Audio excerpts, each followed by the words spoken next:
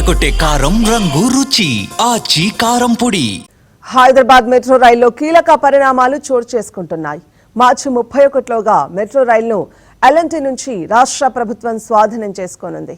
మార్చి 31లోగా ప్రక్రియ పూర్తి చేయనున్నారు. గతంలో సీఎం రేవంత్ తో ఎల్ఎన్టీ కంపెనీ ప్రతినిధుల చర్చలు జరిపారు. మెట్రో రైల్ ఫేజ్ 1లో ఎల్ఎన్టీకి ఉన్న మొత్తం వాటాను ప్రభుత్వానికి విక్రయించాలని నిర్ణయించారు. ఎల్ఎన్టీకి ఉన్న 13,000 కోట్ల అప్పును రాష్ట్ర ప్రభుత్వానికి బదిలీ చేయనున్నారు. ఎల్ఎన్టీకి ఉన్న భూముల్లో 212 ఎకరాలు ఖాళీగా ఉండడంతో వాటిని అమ్మే యోచనలో తెలంగాణ ప్రభుత్వం ఉంది.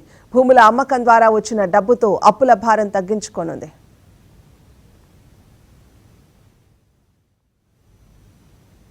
మరింత సమాచారాన్ని మా సీనియర్ కరెస్పాండెంట్ సత్యనారాయణ అందిస్తారు. హైదరాబాద్ మెట్రో రైలుకు సంబంధించి 2026 కొత్త సంవత్సరంలో కీలక పరిణామాలు చోటు చేసుకోబోతున్నాయి. ఇన్నాళ్ళు ఎల్ఎన్టీ నిర్వహణలో ఉన్న హైదరాబాద్ మెట్రో రైలు ఇప్పుడు తెలంగాణ రాష్ట్ర ప్రభుత్వం స్వాధీనం చేసుకోబోతుంది. దీనికి సంబంధించి మార్చి 31 వరకు ప్రక్రియ పూర్తి చేసేందుకు అధికారులు కసరత్తు ముమ్మరంగా కొనసాగించారు. దీనికి సంబంధించి ఒక కన్సల్టెన్సీని కూడా ఏర్పాటు చేయడం జరిగింది. అయితే ఎల్ఎన్టీకి సంబంధించిన 13,000 కోట్ల రూపాయల అప్పుల భారాన్ని రాష్ట్ర ప్రభుత్వమే భరించబోతోంది. దానికి సంబంధించి అప్పులన్నీ కూడా రాష్ట్ర ప్రభుత్వానికి బదిలీ కాబోతున్న పరిస్థితి మనకు కనిపిస్తుంది. అంతేకాకుండా ఎల్ఎన్టీకి ఉన్న 2,000 కోట్ల రూపాయల ఈక్విటీ వాటాను వన్ టైం సెటిల్మెంట్గా ఇచ్చేందుకు కూడా తెలంగాణ రాష్ట్ర ప్రభుత్వం ముఖ్యమంత్రి రేవంత్ రెడ్డి గతంలోనే నిర్ణయం తీసుకోవడం జరిగింది. ఏదైతే ఎల్ఎన్టీ ప్రతినిధులతో తెలంగాణ రాష్ట్ర ప్రభుత్వం చర్చలు సఫలం కావడం, పూర్తిగా ఎల్ఎన్టీ పూర్తి స్థాయిలో హైదరాబాద్ నుంచి తప్పుకుంటామని ప్రకటన చేయడంతో పూర్తి స్థాయిలో ఏదైతే హైదరాబాద్ మెట్రో రైల్ని మార్చి 31 వరకు తెలంగాణ రాష్ట్ర ప్రభుత్వం స్వాధీనం చేసుకోబోతుంది. దీనికి సంబంధించి ప్రక్రియ ఎలా చేసేందుకు కూడా పూర్తిగా ఒక కన్సల్టెన్సీని కూడా ఏర్పాటు చేయడం జరిగింది.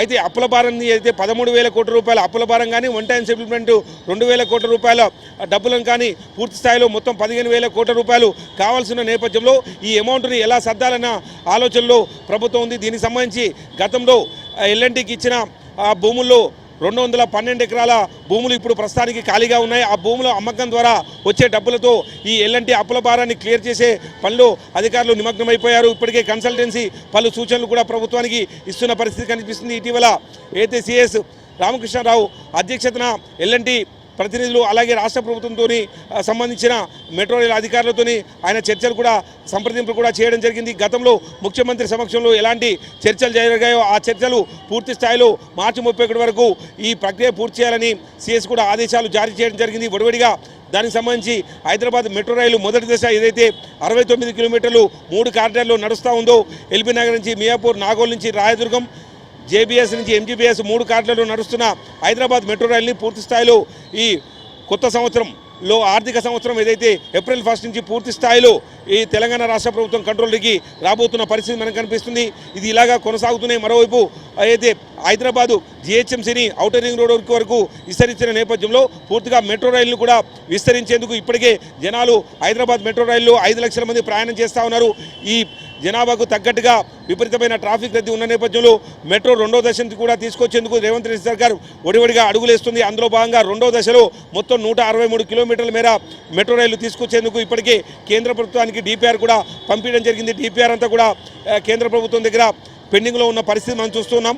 అయితే కేంద్ర 2వ దశకు సంబంధించి మెట్రో రైళ్లు కేంద్ర ప్రభుత్వం 50%, రాష్ట్ర ప్రభుత్వం 50% వాటాతో నిర్వహణ చేసేందుకు కట్టేందుకు కూడా నిర్ణయం తీసుకుంటున్నారు. దీనికి సంబంధించి ప్రపోజల్స్ అన్ని కూడా కేంద్ర ప్రభుత్వం దగ్గర పెండింగ్ ఉన్నాయి. దానికి సంబంధించి వెయిటింగ్ చేస్తూ ఉన్నారు. మరోవైపు ఓల్డ్ సిటీ మెట్రోకు సంబంధించి ఏదైతే ఎంజీబీఎస్ నుంచి చంద్రాయన్గుట్ట వరకు 7.5 కిలోమీటర్ల మెట్రో రైలు తేబోతున్నారు. దానికి సంబంధించి ఆస్తుల సేకరణ అంతా కూడా ఒడివడిగా సాగుతున్న పరిస్థితి కనిపిస్తుంది. 800లకు పైగా ఆస్తుల సేకరణ చేయాల్సిందిగా ఇప్పటికే 700 పైగా ఆస్తుల సేకరణ పూర్తయింది. మిగిలిన ఆస్తుల సేకరణ కూడా చేస్తున్న పరిస్థితి మనకు కనిపిస్తూ ఉంది. ఏదైతే ఆస్తుల సేకరణ ఆయన చేసిన దగ్గర అవన్నీ కూడా కూల్చివేతలు ముమ్మరంగా కొనసాగుతున్నాయి. పూర్తిగా పలు కీలక పరిణామాలను కూడా వచ్చే సంవత్సరం 2026 సంవత్సరంలో కీలక పరిణామాలు మెట్రో రైల్లో చోటు చేసుకోబోతున్న పరిస్థితి మనకు కనిపిస్తూ ఉంది. గతంలో ముఖ్యమంత్రి రేవంత్ రెడ్డితో ఎల్ఎన్టీ ప్రతినిధులు చేసిన చర్చల ప్రకారంగానే మార్చి 31 లోపు పూర్తి స్థాయిలో హైదరాబాద్ మెట్రో రైల్ని రాష్ట్ర ప్రభుత్వం స్వాధీనం చేసుకుని పూర్తి నిర్వహణ అంతా కూడా రాష్ట్ర ప్రభుత్వమే చేయబోతున్న పరిస్థితి మనకు కనిపిస్తుంది. 2వ దశ మెట్రో రైలు కూడా వడివడిగా అడుగులు పడుతున్న పరిస్థితి అయితే మనకు కనిపిస్తుంది.